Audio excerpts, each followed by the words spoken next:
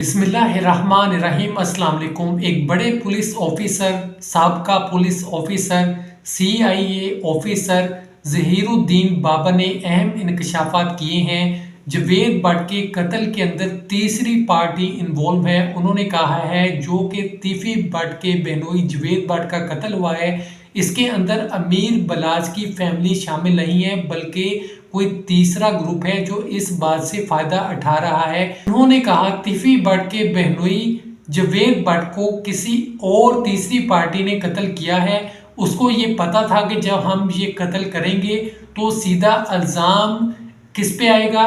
सीधा इल्ज़ाम आएगा अमीर बलाज फैमिली पर। किसी को किसी दूसरे पे शक नहीं जाएगा, सीधा उधर ही शक जाएगा और ये लोग फंसेंगे। लेकिन उन्होंने कहा कि मैं 100% गारंटी के साथ कहता हूं कि अमीर बलाज फैमिली ने ये कत्ल नहीं करवाया। और उसके बाद उन्होंने ये भी कहा कि जवेद भट्ट का कारोबार सूद का कारोबार था। वो बड़े बड़े ताजरों को, लोगों को सूद पर पैसे देते थे। उनके लेन देन के भी काफ़ी ज़्यादा बड़े बड़े मामला थे।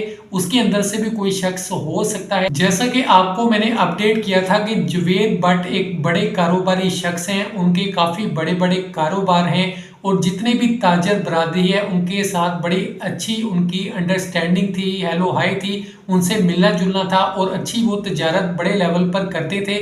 उनका नाम माशरे के अंदर इस तरह से नहीं था कि जैसे एक डॉन की तरह होता है। वो अपना कारोबार करते थे और सादा से शख्स थे। उन्होंने कभी भी कोई गन नहीं रखी, उनके पास असले का लाइसेंस भी नहीं था।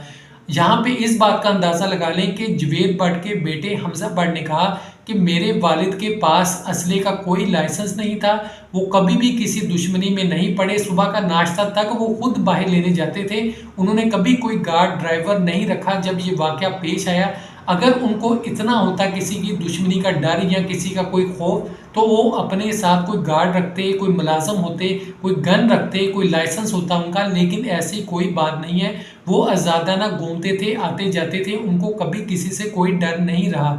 तो यहाँ पे ये बात आती है कि जैसा कि जवेद भट्ट के पास कोई असला नहीं था, कोई किसी किस्म का डर नहीं था, इसका यही मतलब है कि उनकी कोई दुश्मनी किसी से नहीं थी। जैसा कि उन्होंने कहा कि इसका फ़ायदा किसी और को होने वाला है, कोई और इस बात का फ़ायदा उठा रहा है। आपको ये पता है कि जब ऐसे मामलात होते हैं, किसी के ऊपर भी कोई अटैक होता है, तो हमेशा जहन जाता है कि मुखालिफ पार्टी ने किया होगा। तो इसी तरह यहाँ भी हुआ है कि जब ऐसा वाक़या पेश आया तो उसके बाद फ़ौरन ही अमीर बलाज के भाई अमीर फतेह और कैसर भट्ट के खिलाफ FIR दर्ज करवा दी गई। अब FIR जब दर्ज करवाई है तो उसके अंदर हमजा भट्ट ने कहा है कि मेरी वालिदा ने वाज़ेह तौर पर देखा है कि एक तो अमीर फतेह हैं और दूसरे कैसर भट्ट हैं। इन दोनों के नाम FIR के अंदर दर्ज हैं और कैसर भट्ट ने कहा है कि मैं अदालत के सामने पेश होऊंगा, मैं पुलिस के सामने हाजिर हूं, अगर कहीं भी मेरी ज़रूरत है तो मैं पेश होऊंगा, मैं सारी चीज़ों को फेस करूंगा। उसके अलावा मीर फतेह का भी एक बयान आया